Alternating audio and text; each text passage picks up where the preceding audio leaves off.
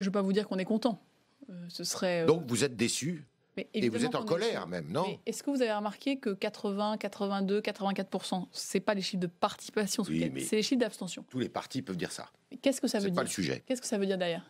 C'est qu'il y a des doutes, il y a des questions, et nous, on a une seule obligation dans la période actuelle, c'est d'avoir des résultats. En 2017, ceux qui ont voté pour En Marche, ils nous ont confié un mandat d'action, de résultats. On leur a dit, voilà, on a un programme, c'est celui du président de la République. On va se donner 5 ans pour l'appliquer. Le Covid a tout changé? Il y a des combats qu'on a menés depuis 3 ans qu'il faut maintenant qu'on transforme. Ils sont obsolètes? Mais non, ils ne sont pas du tout obsolètes. Ah bon? Quand on s'est battu pour les maisons de santé, les maisons France Services, la numérisation dont je viens de vous parler, l'accès à l'enseignement supérieur pour les boursiers. Est-ce que c'est pas dû au fait surtout que votre parti est un parti faible, qui n'est pas un parti d'ailleurs, qui est un mouvement, tel que l'a voulu le président de la République? Le numéro 2 du parti, du mouvement, Pierre Persson, a jeté l'éponge aujourd'hui. Est-ce que, d'après vous, Stanislas Guerini doit se remettre en question ou être remplacé par une autre figure du mouvement? Moi, je vais vous le dire de manière assez grave. On vit dans notre pays, et les Français vivent, un moment extrêmement difficile, économiquement, sanitairement, socialement.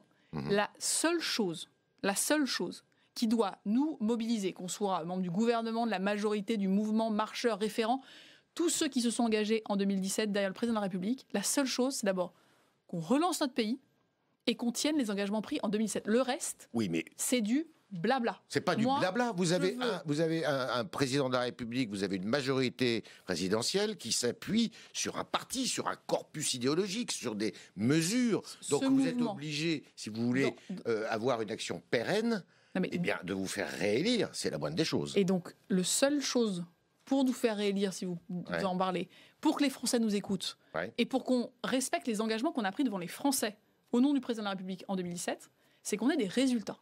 C'est qu'on soit en ordre de bataille pour mettre en œuvre ce fameux dernier kilomètre. Depuis 3 ans, on a voté des réformes, on a voté des lois, on a pris des décrets d'application.